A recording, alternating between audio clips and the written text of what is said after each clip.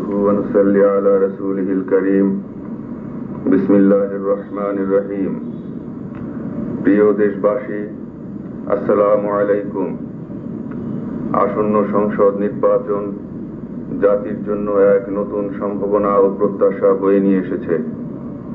সুদীর্ঘকালের বঞ্চনা, শোষণ, অধিকারহীনতা ও হতাশা যা জাতিকে ঔপনিবেশিক আমলে নিমজ্জিত করে রেখেছিল, স্বাধীনতার পর 2 দশক অতিক্রম হলেও সেই হতাশা থেকে জাতি আজও মুক্ত হয়নি। একদিন মুসলিম বাংলা ছিল পৃথিবীর সবচেয়ে সমৃদ্ধশালী দেশ। সপ্তদশ শতাব্দীর ব্রিটিশ পার্লামেন্টের প্রভাবশালী নেতা জেমস মিলের বর্ণনা অনুযায়ী তৎকালীন বাংলাদেশ কাপড় শিল্প সহ অন্যান্য পণ্য থেকে যা আয় করত তা পেরু ও বেলজিয়ামের সোনার খনির চেয়ে অনেক বেশি ছিল। তৎকালীন বাংলাদেশের সুতি ও সিল্ক বস্ত্রের প্রভাব এত বেশি ছিল যে ব্রিটিশকে আইন করে বাংলাদেশের পণ্য আমদানি করে তার নিজের দেশের বাজার সংরক্ষিত করতে হয়েছিল। বাংলার পণ্যের সাথে আন্তর্জাতিক বাজারে এঁটে উঠতে না পেরে অবশেষে তারা এদেশ দখল করে এবং এদেশের শিল্প, বাণিজ্য, কৃষি ও প্রশাসনিক ব্যবস্থা সম্পূর্ণরূপে ধ্বংস করে এদেশকে শ্মশান করে দিয়েছিল। আমাদের স্বর্ণোজ্জ্বল অতীতের পাশে বর্তমানের দারিদ্র্য ও সর্বব্যাপী হতাশা ও কৃতিত্বহীনতা কোনো দেশপ্রেমী নাগরিকের কাছে কাঙ্ক্ষিত নয়। একদিন যেমন বাংলার পণ্য সামগ্রী বিশ্বে সমাদৃত ছিল, বাংলা বলতে পৃথিবীর সমৃদ্ধশালী দেশ বোঝাতো, ঢাকার নিকটস্থ সোনারগাঁও বলতে পৃথিবীর সবচেয়ে ব্যস্ত নগর বোঝাতো, চট্টগ্রাম বন্দরের বিশালতা ও ব্যস্ততা যেমন বিশ্বের অনেক পর্যটকদের বিস্মিত করেছিল, সেই অতীতের গৌরব যতই সুদূরের হোক তা আমাদের যুগের মানুষকে নতুনভাবে দেশের জন্য গৌরবান্বিত বোধ করায়। সেই অতীতের ঐতিহ্য, প্রাচুর্য ও প্রভাবের উত্তরাধিকার হতে পেরে এদেশের নাগরিক আজও দেশকে সেই আগের মতো সমৃদ্ধশালী, আগের মতো প্রভাবশালী করে গড়ে তুলতে আকাঙ্ক্ষী অনুপ্রাণিত করে তোলে। আমাদের সেই গৌরবোজ্জ্বল ইতিহাসের প্রেরণাকে আমরা তাই অস্বীকার করতে পারি না। এদেশের দিগন্ত জোড়া ফসলের সোনার মাঠ, কলে কারখানায় কর্মের গুঞ্জন আমাদের দেশকে পৃথিবীর সবচেয়ে সমৃদ্ধশালী দেশ হিসেবে আবার গড়ে তোলার স্বপ্নের রঙিন মিনার আমাদের হৃদয়কে উষ্ণ করে, রক্তকে দোলা দেয়, দৃষ্টিকে ভবিষ্যতে নিয়ে যায়।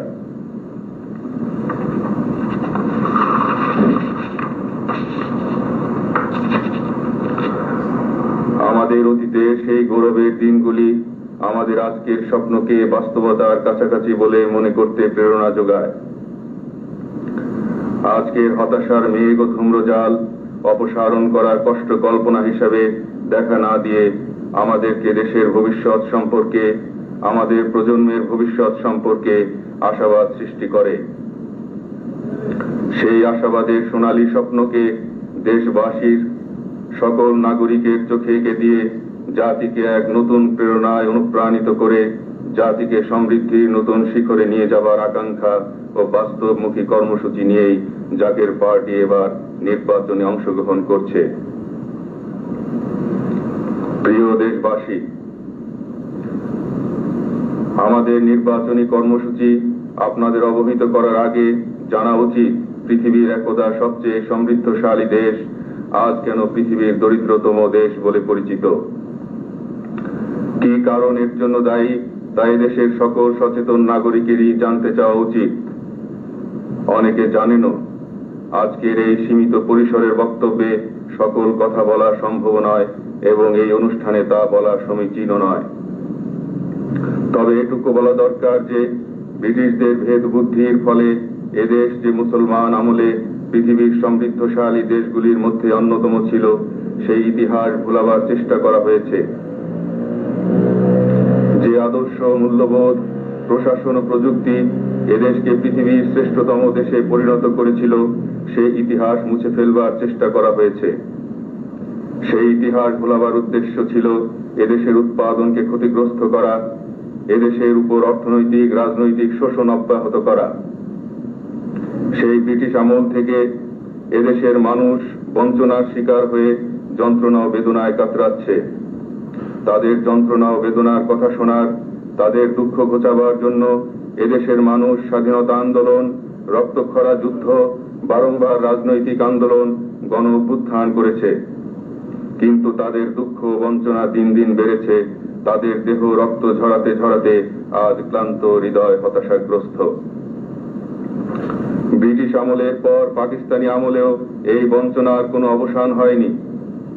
তারা ইসলামের নামে রাজনীতি করে, জনগণকে ফাঁকি দিয়ে গণবিরোধী ভূমিকা পালন করে এদেশের মানুষের কাছে ইসলামের আদর্শ ও শিক্ষার বিপরীত কাজ করেছেন।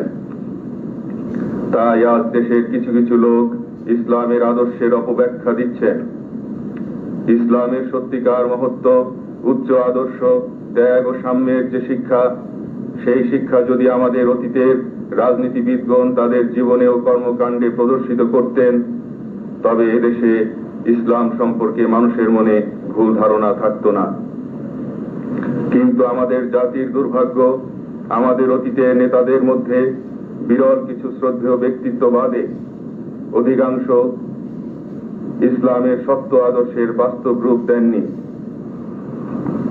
তারা তাদের নিজেদের খেয়াল খুশি মতো যা করেছেন, তাই এদেশের লোকের কাছে ইসলামের আদর্শ বলে চাপিয়ে দিতে চেয়েছেন।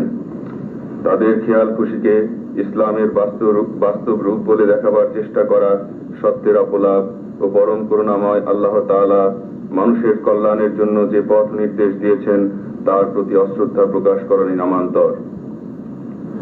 পাশ্চাত্যের দেশগুলি যখন নিজেদের কল্যাণের জন্য বহু ধরনের দর্শন ও বিজ্ঞান ভিত্তিক মূল্যবোধ অনুসরণ করে নিজেদের সমস্যা সমাধানে ব্যর্থ হয়েছে, তখন একান্তই বাস্তব ও বাহ্যিক যুক্তিতে মানব জীবনে ধর্মের আবেদনকে অস্বীকার করার অবকাশ নেই। বাস্তব বিমুখতা কোনোদিনই কারো কল্যাণ বয়ে আনেনি, আমাদের জাতির জন্য আনবে না। ব্রিটিশরা এদেশের মানুষকে ইসলামের সত্যিকার আবেদন ভোলাবার জন্য চেষ্টা করেছিল তাদের রাজনৈতিক স্বার্থ হাসিলের জন্য, যাতে এদেশের মুসলমানেরা আবার তাদের আত্মসন্নিধ ফিরে না পায়, যাতে আমরা আমাদের আত্মপরিচয় জানতে উদ্বুদ্ধ না হই। পাকিস্তান আমলের শাসকরা স্বার্থ অজ্ঞানতার কারণে ইসলামের শিক্ষাকে খণ্ডিতভাবে প্রকাশ করেছেন বা ইসলামকে নেহায়েত স্লোগানেই সীমাবদ্ধ রেখেছেন। আর দেশ স্বাধীন হবার পরও এদেশে ইসলাম বিরোধী প্রচারণা শুরু হয়, কিন্তু তার পরিণতি ভালো হয়নি। এদেশে এখনো জাতীয় ঐক্যমতের ভিত্তিতে সরকার ও শাসন ব্যবস্থা গড়ে তোলা সম্ভব হয়নি। অপরদিকে ইসলামের সত্য, ন্যায় ও মূল্যবোধের আদর্শ থেকে বঞ্চিত হবার কারণে ন্যায় ভিত্তিক সমাজের বদলে এদেশে শোষণ ও প্রবঞ্চনা সর্বব্যাপী হয়ে দেখা দিয়েছে। বিগত 200 বছর ধরে খোদাতত্ত্ব জ্ঞান তথা ইসলামের মৌলিক আদর্শ বিরোধী নীতি প্রশাসন ও শিক্ষা ক্ষেত্রে বিস্তারিত হয়, তা সমাজে নৈতিক মূল্যবোধের অবক্ষয় সৃষ্টি করেছে।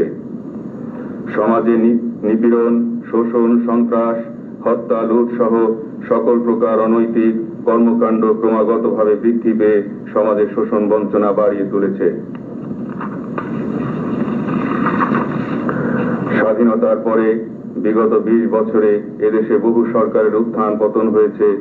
গঙ্গা, মেঘনা, পদ্মা, মধুমতি দিয়ে অনেক পানি গড়িয়ে বঙ্গোপসাগরে পড়েছে, কিন্তু এদেশের মানুষের বঞ্চনা ও দারিদ্র্য দূর হওয়া তো দূরের কথা, তাদের বঞ্চনার অপসারণের জন্য কোনো ঐকান্তিক প্রয়াস পর্যন্ত গ্রহণ করা হয়নি। এদেশে 73, 79, 86, 88 সালে 4 বার জাতীয় সংসদ নির্বাচন, 78, 81, 86 সালে রাষ্ট্রপতি নির্বাচন, 77 ও 84 সালে গণভোট সহ মোট 9টি নির্বাচন হয়েছে। নির্বাচনের পর কোন সংসদই পূর্ণ মেয়াদকাল পর্যন্ত টেকেনি। কোন রাষ্ট্রপতিও নির্বাচিত হওয়ার পর পূর্ণ মেয়াদ ক্ষমতায় টেকেননি।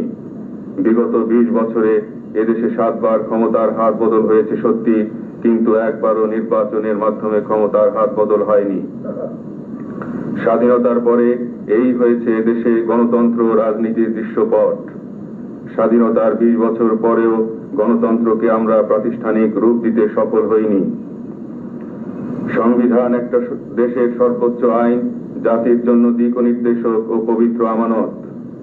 সংবিধানের প্রতি সকল রাজনৈতিক শক্তির স্বতঃস্ফূর্ত শ্রদ্ধা ও আনুগত্য না থাকলে দেশের রাজনৈতিক স্থিতিশীলতা, নিয়মতান্ত্রিক সরকার ব্যবস্থা ও আইনের শাসন সম্ভব নয়। এজন্য সাংবিধানিক নীতিমালা বা রাষ্ট্রীয় আদর্শকে হতে হয় জনগণের আশা আকাঙ্ক্ষা, তাদের সহজাত মূল্যবোধ ও বিশ্বাসের প্রতিচ্ছবি ও প্রতীক। ধর্মীয় মূল্যবোধ মানুষের সহজাত মূল্যবোধ। এই সহজাত মূল্যবোধ যদি সংবিধানের মূলনীতি হিসাবে বিধৃত হয়, তবে সাংবিধানিক মৌলনীতি জনগণের সহজাত শ্রদ্ধা ও আনুগত্য লাভ করে। সরকার পরিবর্তন হলেও সাংবিধানিক মূলনীতি পরিবর্তন দুঃসাধ্য হয়।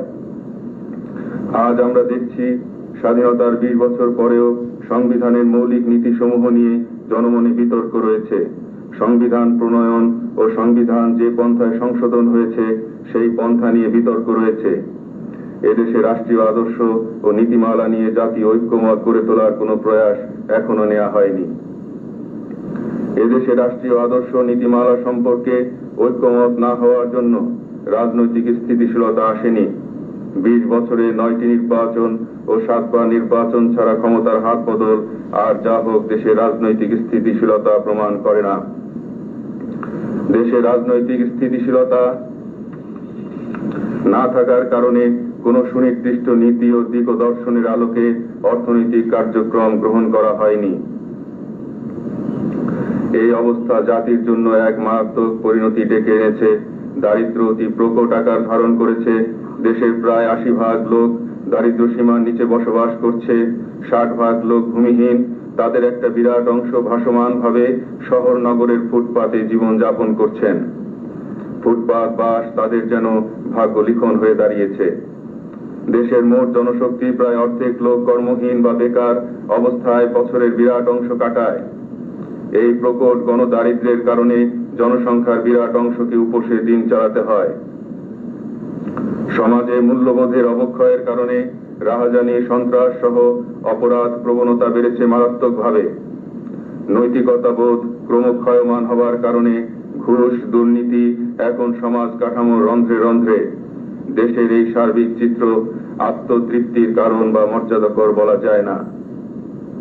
যে দেশ একদিন বিশ্বের সবচেয়ে সমৃদ্ধশালী দেশ হিসেবে স্বীকৃত ছিল, সেই দেশ আজ বিশ্ববাসীর কাছে দরিদ্রতম দেশ হিসেবে অভিহিত। এর চেয়ে বেদনাদায়ক জাতির জন্য আর কি হতে পারে?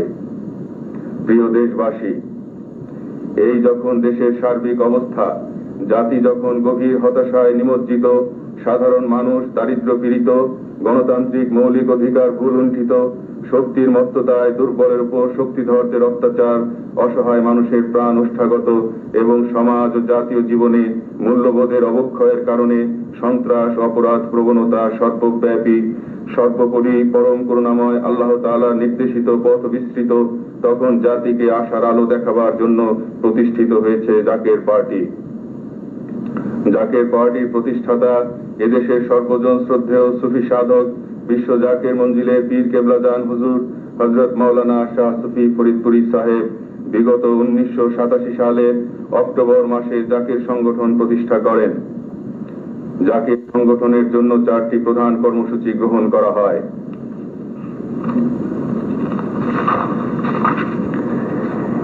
এই 4টি কর্মসূচি হল: গণতান্ত্রিক পন্থায় এদেশে ইসলামের সত্যিকার আদর্শ, মূল্যবোধ ও ইসলামী হুকুমত কায়েম করা, ইসলামের আধ্যাত্মিক পুনর্জাগরণের মাধ্যমে নৈতিক অবক্ষয় রোধ করা, আত্মমানবতার সেবা করা, স্বাধীনতা ও সার্বভৌমত্বের উপর কোনো আঘাত এলে জাতিকে ঐক্যবদ্ধ করে তা প্রতিহত করা।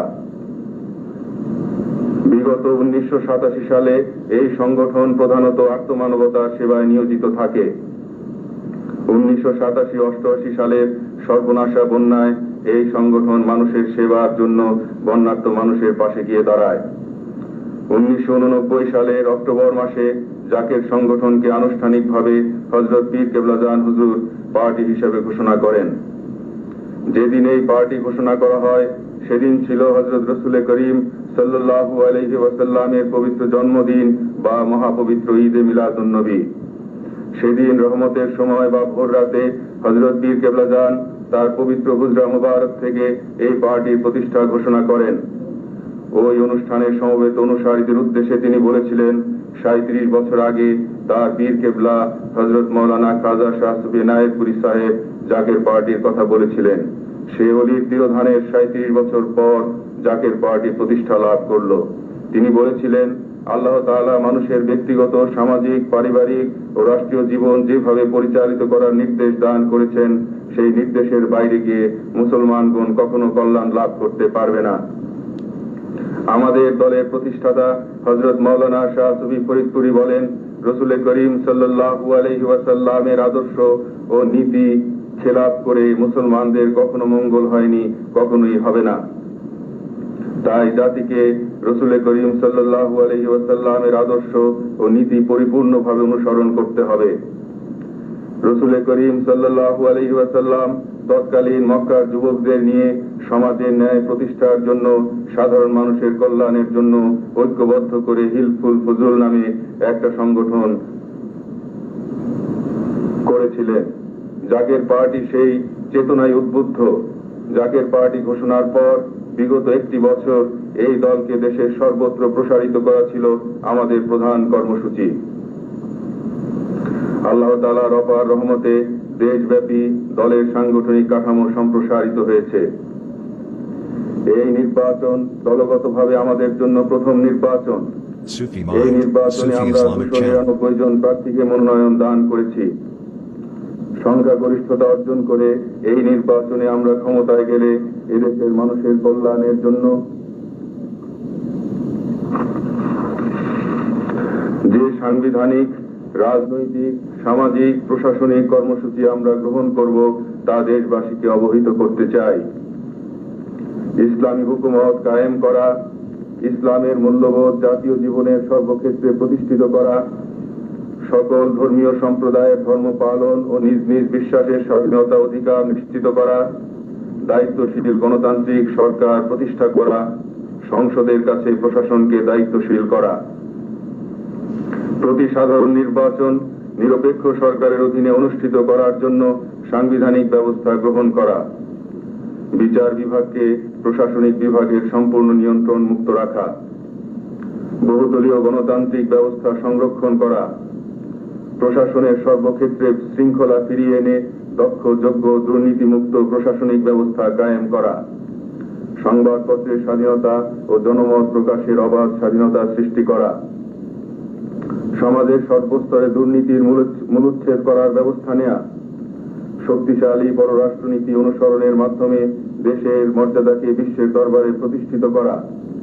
সমমর্যাদার ভিত্তিতে সকল দেশের সাথে বন্ধুত্বপূর্ণ সম্পর্ক স্থাপন করা, বিশেষ করে ইসলামের ভ্রাতৃত্বের বন্ধনে প্রেরণায় উদ্বুদ্ধ হয়ে মুসলিম বিশ্বের সাথে গভীর ও সুদৃঢ় সম্পর্ক স্থাপন করা, পররাষ্ট্রনীতির ক্ষেত্রে জাতীয় স্বার্থের প্রশ্নে আপোষহীন নীতি অনুসরণ করা, দেশের স্বাধীনতা, সার্বভৌমত্ব ও ভৌগোলিক অখণ্ডতা সংরক্ষণের জন্য প্রতিরক্ষা ব্যবস্থাকে শক্তিশালী করা, প্রতি ব্যক্তির খাদ্য, বস্ত্র, শিক্ষা, চিকিৎসা, প্রতি বেকারের জন্য কাজ ও প্রতি পরিবারের জন্য বাসস্থানের ব্যবস্থা করা, দেশের সকল অঞ্চল ও জনগোষ্ঠীর জন্য সুষম উন্নয়নের নীতি অনুসরণ করা,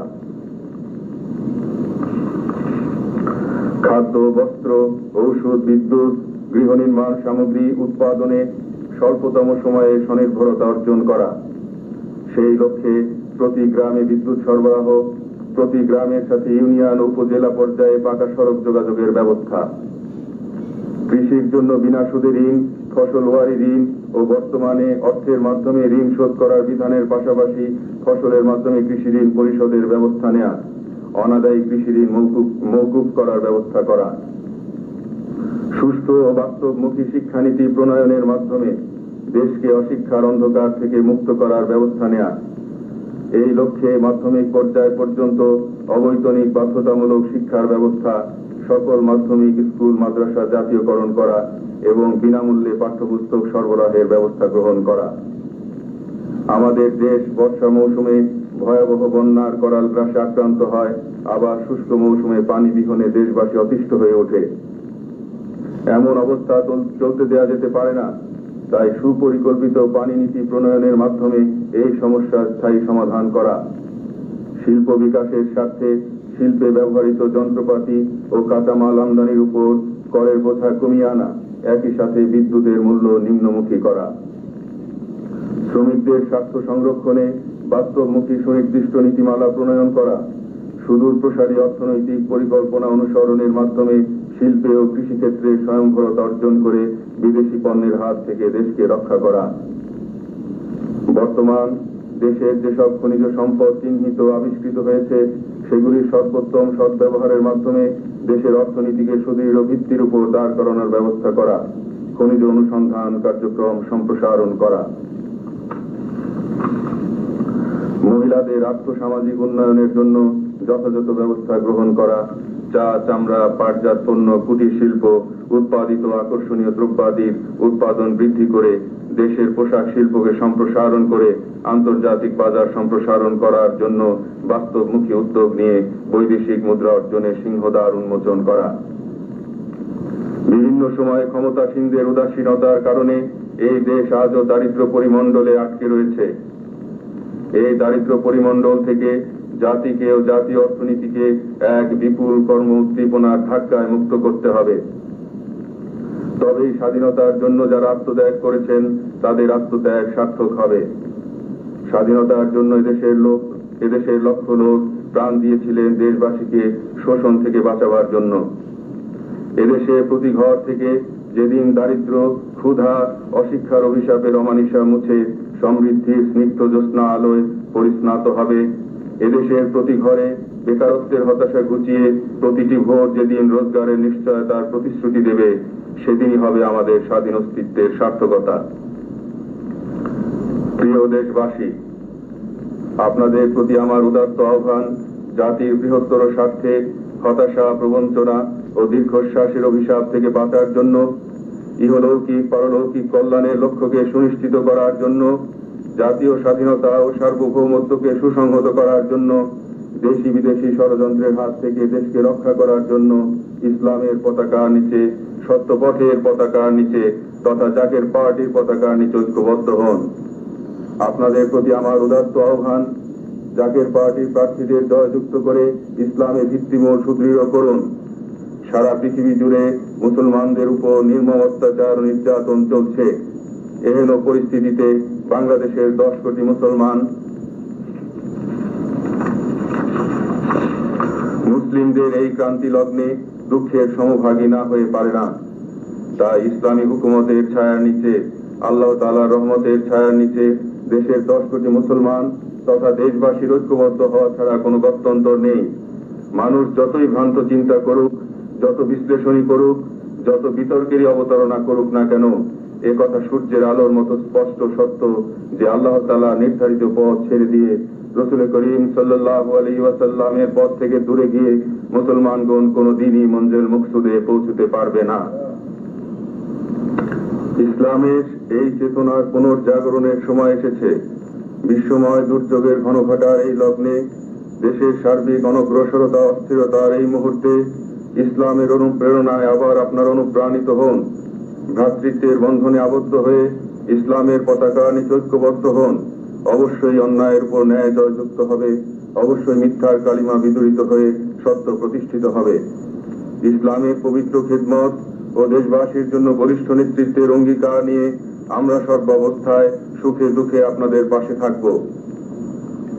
দেশবাসীর প্রতি আমার আবেদন, জাকের পার্টির প্রতি গোলাপ ফুলে ভোট দিন এবং আমরা কামনা করি গোলাপের সৌরভ যেমন মানুষের মনকে স্নিগ্ধ করে, তেমনি জাকের পার্টি সেবা দিয়ে, ভালোবাসা দিয়ে, দেশপ্রেম দিয়ে জাতির জন্য সমৃদ্ধশালী ও সম্মানজনক ভবিষ্যৎ রচনা করে সকল মানুষের মনকে স্নিগ্ধ করুক।